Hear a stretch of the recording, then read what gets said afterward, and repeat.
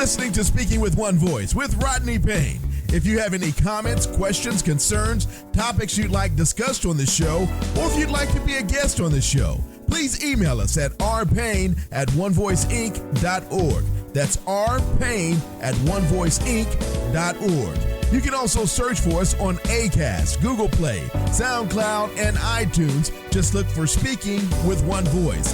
Now, here's your host, Rodney Payne. Hello and welcome to Speaking with One Voice. I am your host, the coach, Rodney Payne. We are back again. I am so excited.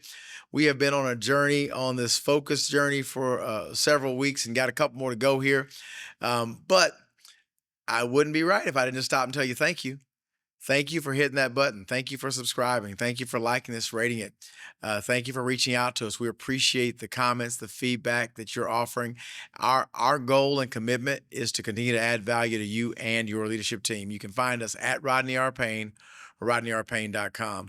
And we'd like to talk to you. So go to my website, RodneyRPayne.com, and what you'll find there is an opportunity to book a free clarifying strategy session with me. Do that, and we'll talk about how we can add value to you and your leadership team.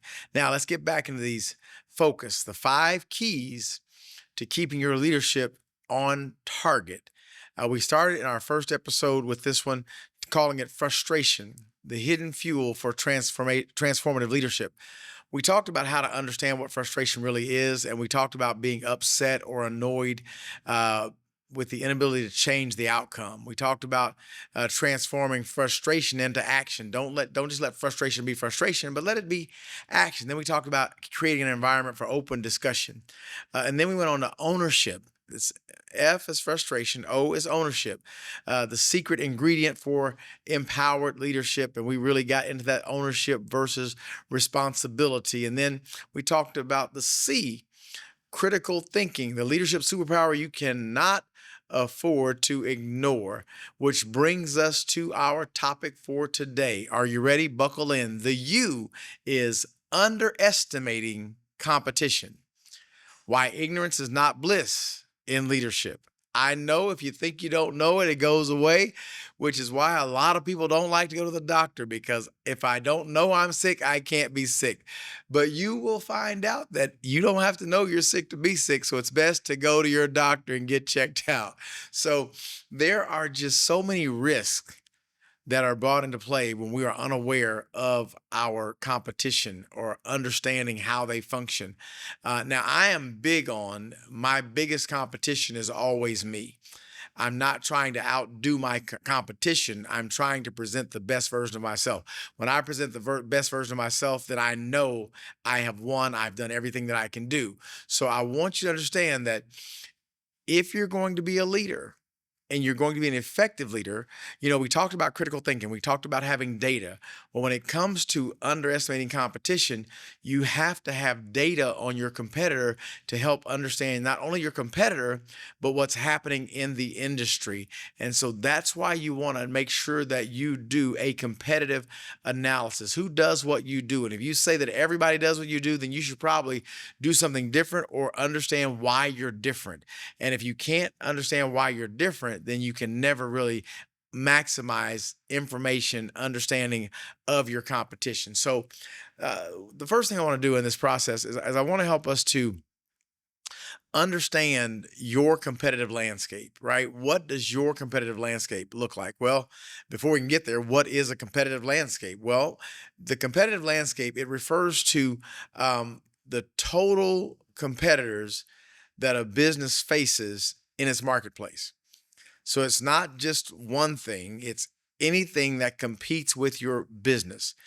So when you look at that, you have to kind of use a wide lens, so to speak, to get enough information to really understand who you're looking at. So your competitor may do exactly what you do.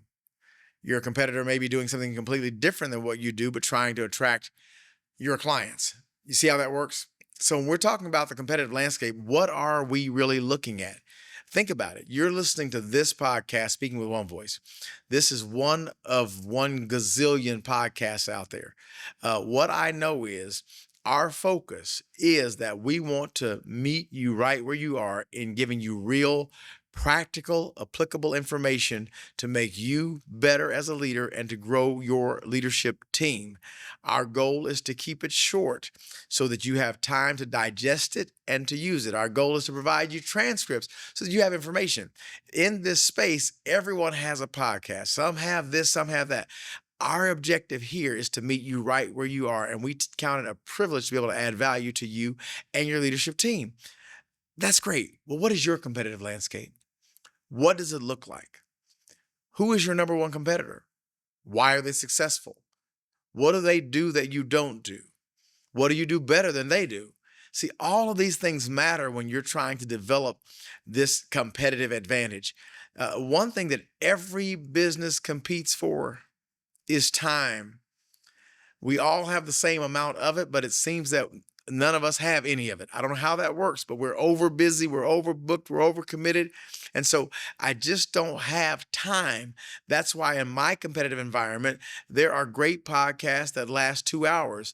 Well, in 2 hours, you don't have time to sit there for 2 hours. Now, there are things that you need to do that kind of research is going to help you, but I want to be able to add value in a short time. That's kind of why we do it in the way that we do it. But think about this. According to Harvard Business School, companies that regularly conduct competitive analysis outperform their peers by 15 to 20%. So if I know what's going on, there's always a standard, right? So when you look at the world of fast food, I would say, for instance, is the goal how long it takes to get the food, or is the goal the quality of the food?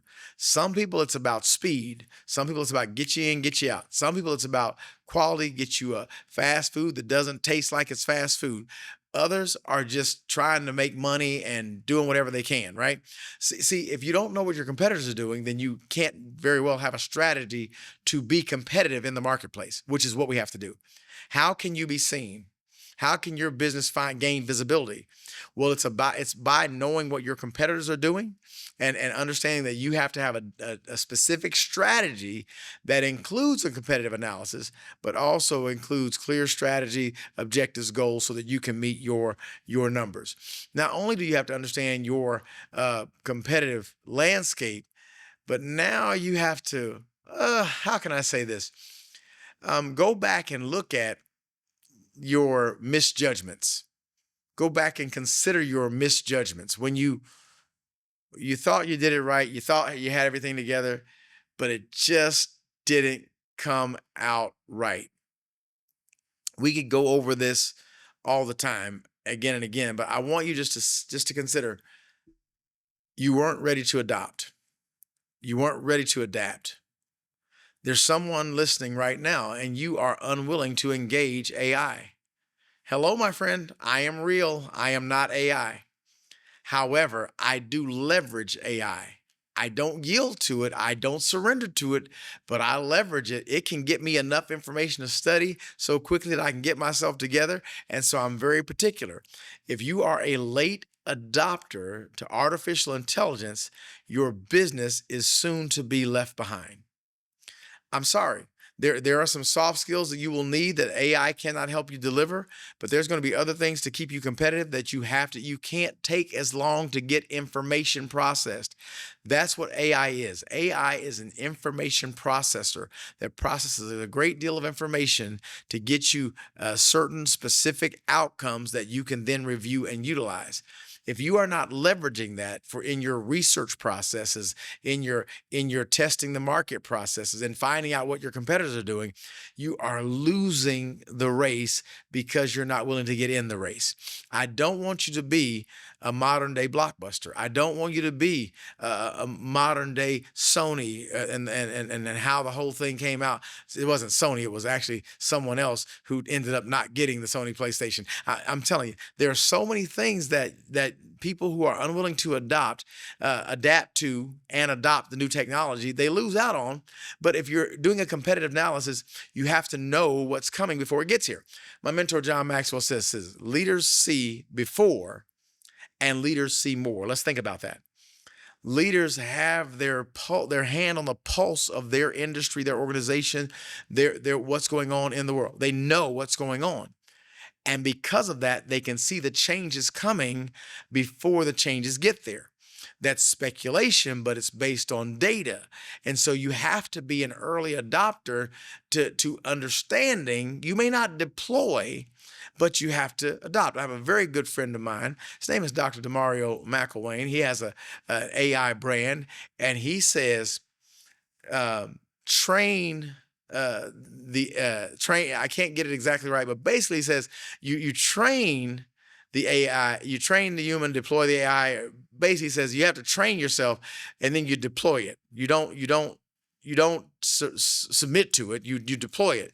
You use it as a tool. That's what I'm trying to get there. So I want you to understand that when it comes to your competitive judgment, make sure you're not caught up in misjudging. This won't work. This won't work. If you think back during the pandemic, we're 6 years removed and it's over. Is it? Not really, but it is. We've adapted. We've moved on. But during the time when that happened, there were some businesses who were at the forefront of the pandemic identifying the need. What they understood was that since we're not going to be in person, we're not going to be there anymore. What's going to happen is we have to figure out, how do we get to another level? How do we get to a place where we can meet these needs? How do we get to that place? How do we deliver services when our services are no longer relevant? That was truly a competitive analysis. That was truly trying to understand what's really going on here. But because they were nimble, because they understood the marketplace, they were able to shift. And what became a downfall and the end of many businesses actually became the beginning and the birth of many businesses at the same time. I know people who started their brands at the height of the pandemic and today have a thriving business that survived the pandemic because they understood where the market was going. Don't get caught up in being unaware of the market. I want market awareness, and I want data-driven thought, critical thinking over speculation. See, vision leadership is much different than stubborn leadership. Vision leadership is looking forward into where we anticipate we're going to go. Stubborn leadership says, hey, I'm not moving. I'm not doing it. I'm not going on AI. I'm not going on social media. I'm not going to do virtual platforms. I'm not going to do, well, if you don't do virtual platforms, it had to happen even with Speaking with One Voice. We are literally over 200 plus episodes. Our very first episodes were audio only. And that's the way it was. As you know, the space has continued, and some of you are now watching us do the same thing you listen to us do. Some are still listening, but in order to understand the competitive landscape, we had to up our game, and we had to go and put together a product that allowed us to get content to you.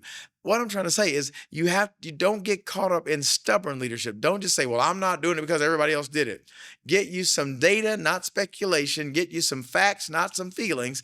And let's lead this thing the right way. Listen, you're listening to Speaking with One Voice with your host, Coach Rodney Payne. We're here to you today talking about underestimating competition and why ignorance isn't bliss in leadership. And I want you to make sure you're doing that. Make sure that you subscribe to this podcast. Make sure you're following, liking, rating us. We want to continue to bring value to you each and every week. Let me get back into this. I'm so excited about it.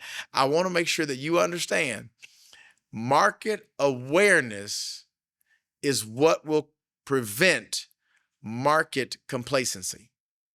So as I'm wrapping up this thought on this misjudgment, if I have awareness, I won't be complacent. If I know the needle is moving, maybe I don't know which way it's going. I was dealing with two of my clients, and they were actually talking to each other about a matter. And one gave insight that what I see in your business today, this is no longer going to be needed. But this other skill you have is never going to go away. So you might want to consider putting a little more effort into this part of your brand than this part. This will sustain for a while, but it's going to go away. This is going to grow and be present. So now, when you see that on the front side, and then you have data to support that, now that's what market awareness does. That's what the competitive analysis does. So that people who are in your business that's going away and they're not looking at that, they'll be stuck with all of their assets and resources in this one arm of business. But your diversification will allow you to shift, to pivot, to have a pandemic pivot and become a thriving brand all over again, delivering a different product than what you once delivered. This is the power of awareness. Now, here's the thing. If we're going to get there, and by get there, I mean understand the competitive landscape, we're going to get over this misjudgment thing, then we have to build a culture of continuous learning. I want to say that again. We have to build a culture of continuous learning. What does that look like? We have to always be vigilant about our competition, not because of our concerns, but more their capabilities, so that we understand the landscape, so that we know if we're going to stay competitive in this space. Like if you're not willing, as a restaurant today, if you will not allow someone to order food from a food delivery service and put that transaction in place, you are going to miss out on a great deal of business, because there are as many people ordering from fine dining to fast food, from your local grocery store to your local drugstore, buying small items, but everybody wants everything delivered. So if you refuse to deliver, then guess what? You're not going to be in business. You're going to miss out on a component of business. And the challenge is, and I mean, fundamentally, I'm not sure I agree with paying $10 to have a $10 item delivered to my house so I don't have to go. But if I quantify my time, is my time worth $10? It's a convenience, it's a marketplace, and the market is driving it. So either you'll get on the bus or you'll be left behind, and you'll lose your relevance because people will stop going into purchase clothing, purchase food, purchase a bottle of aspirin, for crying out loud. So how do we do that? Well, it's continuous learning. It's continuous learning. Regular market analysis, meetings, and strategy reviews. What's going on in the market? What are we doing? How does what we do serve the market? Sounds simple, right? But we should be doing that all the time and be willing to move. Don't be a stubborn leader. Write it down. Don't be a stubborn leader. Stubborn leaders get left behind and end up closing the doors of the business. I'm going to have to talk about this another time, but I want to get, and this is why succession planning is so important. This is why building your teams is so important, because the next generation has to be able to carry your business on, or else it dies when you die. And that's why you want a culture that everyone in your brand is always learning. Statistics show us that organizations that adapt to competition quickly, they grow 30% faster than organizations that don't. And I'm going to submit to you on the backside of that, not only they grow slower when they don't adapt, they actually begin to decline. And that's the problem. You don't want your business declining. So what I want you to do is I want you to make sure that you stay informed, that you stay aware. Every change is not for you. Every situation is not going to be what you need it to be from that perspective. But you have to be fully aware of what's going on with your competitors. And as leaders, I want you to be leaders, okay? Leaders. As a leader, I want to challenge you to prioritize competitive intelligence. I want you to know exactly what's going on in your marketplace. I spend time every week of my life, every single week, looking into what's happening in my business so that I can make my business better. I'm not always an early adopter. I'm not always going to be the first one out, but I do want to be aware and be well positioned to make the change. I knew 2 years ago I'd have to make a major conversion at the end of this year. I tried to run from it because I don't like conversions. Do I have anybody out there who feels the same way? I don't like conversions. I don't like changing one system to another. I just don't like it. But if I'm going to stay competitive in my business space, the market analysis and the data show me I have to make the move. The market analysis and data showed me that I had to hire someone. I've added more payroll to my business this year than I ever have in one single year. But in order to get that next level of growth, the competitive data shows me that if you're going to make it, you've got to get very focused and you've got to expand your team. And so now I'm no longer a team of one. I no longer do everything. I have hired people to do things, and the people that I hired, guess what? Every single person to a person is much better than me at what I hired them to do. They're experts. I did it out of necessity. I get it. You're an entrepreneur. I get it. And so you don't have any money. To get to the next level, you do what you have to until you can do what you need to. So I'm not saying you have, I did it. I was my own audio man. Not a good one, but I was. It's my own video guy. Not a good one, but I was. I was my own digital print person. I was my own marketing person. I was my own social media person. I was all these people that I no longer am. And I have people who are great at those things. See, when you underestimate competition, why are they able to get so many clients? Why can they get there? Well, they have a team, perhaps, because they have experts. So you can't remain ignorant. If you get nothing else out of today's lesson, ignorance is not bliss. That's why I tell you, and our motto here at One Voice Leadership is we believe in coaching. We'd love to help you. We are an executive coaching firm. What we do is we help businesses and individuals get from where they are to where they want to be. You have to have that differentiating factor. We are a thought leader in the industry, and we will help you get from where you are to where you want to be. What's going on in your market? Does your competitor have a coach? I met someone recently that they have 3 different people effectively doing coaching, but they're very niche coaching arms. So they all do different things that all complement each other to make this person basically a superhero of a leader. You have to know what it takes to get to that next level. You do what you can as long as you can and how you have to do it. But ultimately, be aware in the marketplace. If you want to get to a certain field, you got to do it. And I don't know who this is for. One more nugget. As an entrepreneur, you are not an entrepreneur if you only want to work 5 hours a week. There are no entrepreneurial jobs open that are only 5 hours a week that make you a living. They don't exist. I know people tell you that. They don't exist. Now, if you want a job that the hours are so many, you don't count them.